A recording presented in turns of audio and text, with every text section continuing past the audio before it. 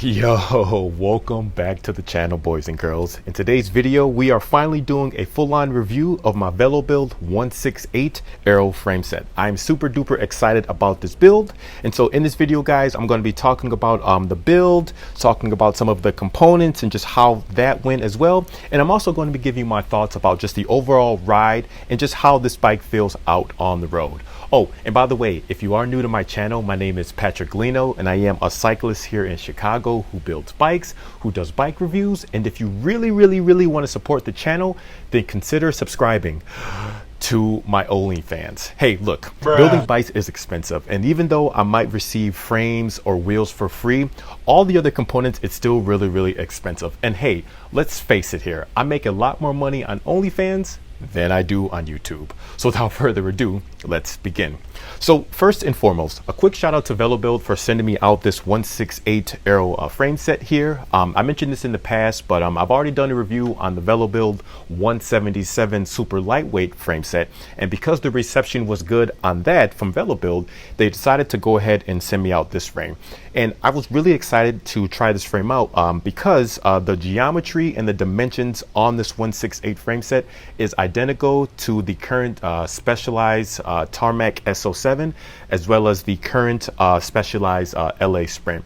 Now, for someone like me here who has a pretty aggressive position on the bike and also has really long arms, this geometry works exceptionally well for my build. It's not going to work for everyone, but for me and for someone who definitely is sort of a race or fast group ride focused person, this is definitely a solid value here. I want to say the frame costs about $500 USD plus shipping costs to your country here. So first off, let's go ahead and talk about the paint job here. So when Velobuild decided to send me out this frame, I specifically told them that I did not want the paint painted. So they sent me out the frame unpainted. They did forget to send me the seat post clamp, which, as you can see, that finally has arrived here.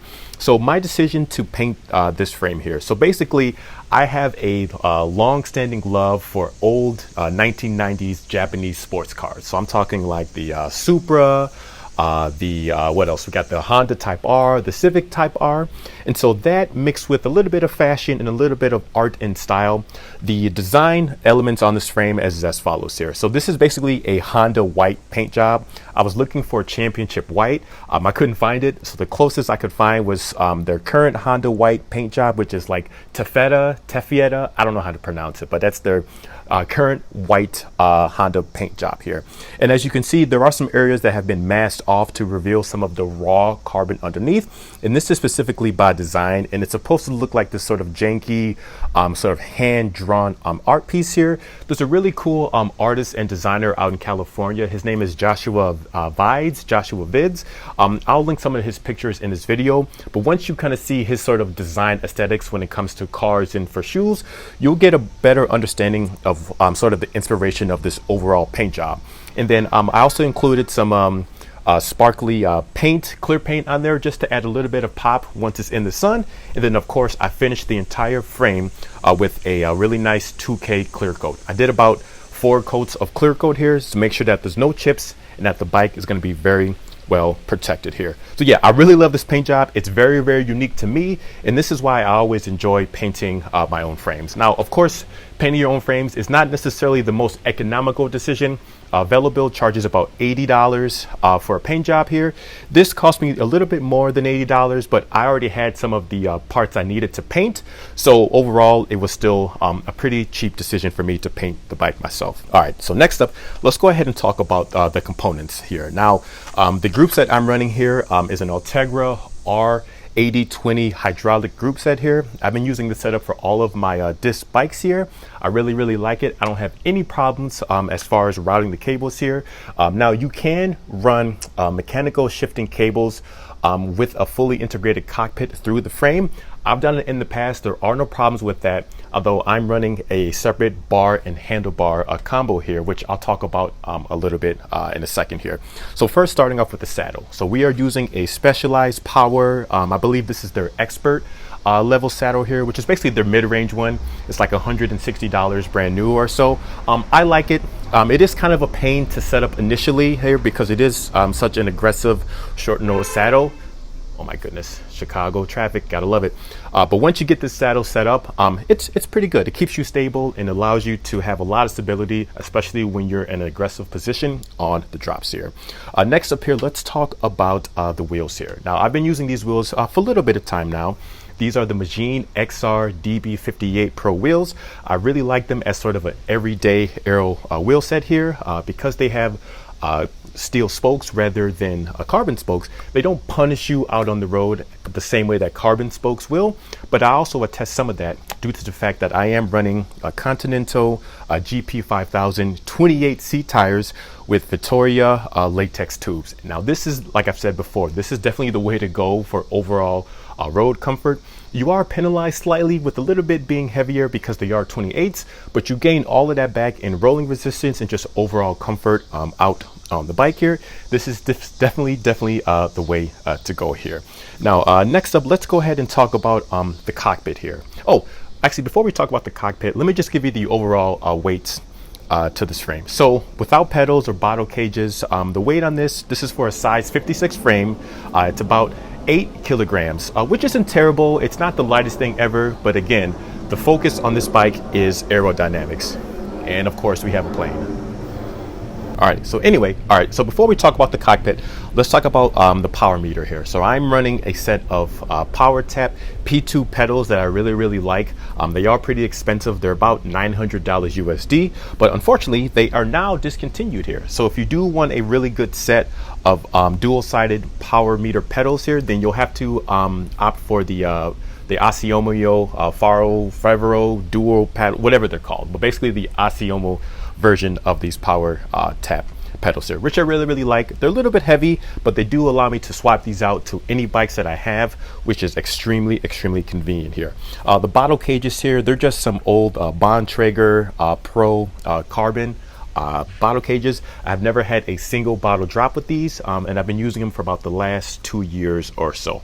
Okay, now let's go ahead and talk about the cockpit, because this is the part I'm really excited about, and this is what really has been an absolute game changer for me with the choice of frames that I'm now able to use here. So as you can see here, the headset I'm using, it's an FSA, I believe it's their number 69 number 69 headset. SRS, which is sort of semi-routed cable system here. So as you can see here, this allows me to route the cables underneath the stem and then route the cables through the headset, which then from there I can route all the cables I need to through the frame. Now the reason why this is such a big game changer for me is because you probably have been noticing this trend for all these bike brands out there to offer fully integrated cockpits. And this just does not work for me because number one, they never make the integrated cockpits in a spec that I need. So I'm running here, this is a 130 -17-degree stem. I'm running, and this is courtesy of Zipp. I really like this stem. Now the handlebars here, now these are alloy Aero bars here, courtesy of Prime Bike Components here. The handlebars are only like 60 bucks, which is an extreme value if you ask me here. And they are 140 on the, they are 40 centimeters width on the top, and then they flare out slightly to like 42 centimeters down at the drops, which allows you to have a little bit of extra leverage when you are in the saddle, especially when you're sprinting. But this whole entire cockpit as a whole is my go-to setup here, and I think that solely because of this FSA integrated sort of headset system here. So having this headset here, and now again, I'm not endorsed by FSA in any way, but just having this headset means that I can use basically any frame I want on the market, even if they don't have any options on the side of the frames to be able to route the cables. And so I'm basically going to be doing away with any sort of integrated cockpit as long as the brand does not offer a 130 -17-degree stem with 40 centimeter width handlebars. I'm sure there are some options out there, but they're probably going to run me like, I don't know, $800 or $900 for just the integrated cockpit, which is stupid in my opinion here. And then the handlebar tape here, you know, I love Supacaz. I've been running them for the last couple years. I love those. And I'm also running in the front. This is the most recent version of the Wahoo Bolt. It's color. It's not like super duper color, but it's in color. And yeah, the battery lasts longer and it charges a lot quicker than the original Wahoo Bolt. And then as far as the Wahoo Bolt that I'm running here, this is just a carbon OG Efkin mount that I got off of AliExpress. I think it cost me like, I don't know, 10-15 bucks, whatever here. So yeah, guys, I'm really excited about the way this bike turned out here. The cables are relatively clean for how they are. I probably could make them a little bit cleaner, but I just like the overall aesthetic of this bike. Got the stem mostly stemmed, but yeah, when I'm on this thing, I am hammering. So with all that being said, let's talk about sort of the ride feel of this bike here. Now, you know, I've ridden other frames, as you guys know. I've ridden an LA Sprint. I have the Velobuild 177, I have the Dangfu R12, and I also have my Windspace T1500 bike as well here. And this feels really, really good. I would say for $500, it's a tremendous value here. Now, I very recently, and I'll post some details in this video, but I recently just came back from doing a 100-mile, about 110 miles, which is what, 170 kilometers bike ride just only a couple days ago on this exact setup that you see right here. No issues with comfort, no issues with speed, being out of the saddle, sprinting, all of that. This bike is very, very good for what it is here. Now, I mentioned in my previous video for the 168 frame set, I sort of mentioned the question of, is this an LA Sprint killer? And for the price and what you get, assuming that everything works as intended here, meaning that there are no issues with building the bike, routing the cables, you have everything dialed in, and you have the proper wheels that you need, then yeah, there's absolutely no reason that this can't compete with an LA Sprint, especially if you are doing bike rides where there's a high chance of you crashing your bike. Then yeah, the 168 is definitely a fantastic choice for that. It's not the only choice out there. Another plane. Anyway, yeah, it's definitely not the only option out there in the value proposition. I still like my Windspace 1500 frame set as a whole compared to sort of competing with the higher end brands out there here. But if you only have $500 or $600 to spend on a race focused or fast group ride bike, this is definitely an option you should definitely consider here. Yeah, it's really stable at fast speeds. I think on this 100-mile trip, I reached speeds of about, I don't know, 40, maybe 50 kilometers an hour or so, 35 miles an hour. No issues there too. Now granted, you know, I'm using comfortable tires, of course. I'm using a set of wheels that are also pretty comfortable, but still, you know, stiff enough to allow you to not feel like you're losing any power when you are getting out of the saddle here. And I don't really have too many complaints here, to be honest here. I think what I'll definitely say for anyone who has never dealt with Velobuild is make sure you email them all your questions, speak to them via email, reach out to their Instagram account, and make sure that they answer all your questions. And if you have any doubts whatsoever, then don't feel compelled to purchase from them just because they're giving a really, really good deal. Now, with that being said, generally speaking, the reviews and the experience with them has been really, really good. So I definitely don't want to deter anyone here, but you have to understand that for the price and what they're offering, you are not going to get the same service as you would from like a Trek or a Specialized. It's just impossible because the profit margins are just too low here. But if you are competent with building a bike yourself at home, you're able to troubleshoot any options you or any issues you have all the right tools, and you have the resources online, then there's no reason why you can't build a bike like this yourself. And it's only going to run you probably at the end of the day, maybe, let's see, you got 500, 1,000, maybe $2,200 USD for the complete build. That's going to get you a bike that's going to be able to compete with the likes of brands that cost a little bit more than this here. And if you do get dropped, it's definitely not going to be because of this frame or this bike setup as you see here today. So I think I'm going to leave it at that for this video, guys. A huge thank you to Velobuild for sending me out this frame set, and a big thank you to all you guys out there, the viewers, for supporting me on this cycling, reviewing, fitness journey, whatever you want to call this channel. But as always, if you have any questions, comments, or concerns, please feel free to leave them down below, and I will check you guys on the next one. Thank you so much for watching. Peace. 168 Aero frames here. Yo.